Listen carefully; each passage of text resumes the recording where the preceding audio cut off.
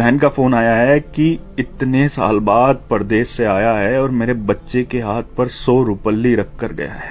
मेरे हाथ में किसकी कहानी है नहीं पता, लेकिन जिसकी भी कहानी है ना, दिल रोने लगा ये सुनकर। परदेसी की कहानी है।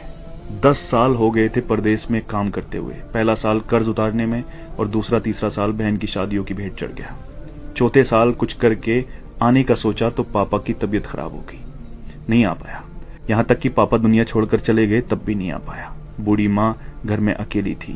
आने का सोचा लेकिन कोई बचत नहीं थी, तो फिर परदेश से हिम्मत नहीं हुई कि इतने साल परदेश में रहकर खाली हाथ कैसे जाऊं। लेकिन माँ की जिद और बहनों ने कहा कि भाई आ जाओ, हमें कुछ नहीं चाहिए, बस आ जाओ कहा तो हिम्मत बढ़ी। कुछ उधार लिया, कुछ पास था जिससे टिकट करवाया और वापस ये सोच कर आ गया कि अब कोई बड़ी जिम्मेदारी तो है नहीं, यहीं पे कुछ कर लेंगे। आने के दूसरे दिन बहन से मिलने गया। बहन बच्चों वाली हो चुकी थी। आते वक्त भांजे के हाथ पर 100 रुपए रखकर वापस हुआ। दूसरी बहन के यहाँ पहुंचने पर पास के पैसे भी खत्म हो चुके थे, लेकिन ये उम्मीद थी कि ये बहन ज्यादा नजदीक है, कुछ नहीं बोलेगी। वहां से वापसी पर भांजे के हाथ पर कुछ नहीं रखा और जब घर पहुंचा तो मां ने बताया कि एक बहन का फोन आया है। बहुत बड़ा दिल चाहिए यार ये सुनने के लिए। एक बहन का फोन आया है कि इतने साल बाद परदेश से आया है और मेरे बच्चे के हाथ पर 100 रुपल्ली रख कर गया है। इतना तो हम फकीरों को दे देते हैं। दूसरी बोली मेरे बच्चों के हाथ पर 10 रुपल्ली भी रख कर नहीं गया, ससुराल में मेरी नाक कटा दी। ये सब सुनकर मैं सुन्न रह गया और अब अपनी 10 साल की कमाइयों का हिसाब लगा रहा था।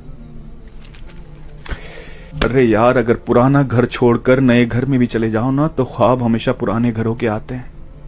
और एक परदेसी तो अपना सब कुछ छोड़कर चला जाता है अपनों के लिए, अपनों को बसाने के लिए। लोग मेहनत करके पैसा कमाते हैं, लेकिन परदेसी मेहनत के साथ साथ अपनी उम्र को बेचकर पैसा कमाता है।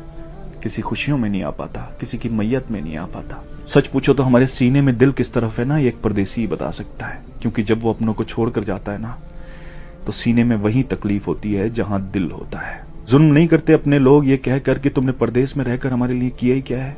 अरे कसम खुदा की अगर तुम्हें एहसास हो जाए, अंदाजा लग जाए ना कि उसने परदेश में रहकर तुम्हारे लिए क्या किया है, तो इस जबान को कटवाना पसंद करोगे, लेकिन कभी उसकी कुर्बानियों के खिलाफ बोलना पसंद नहीं करोगे।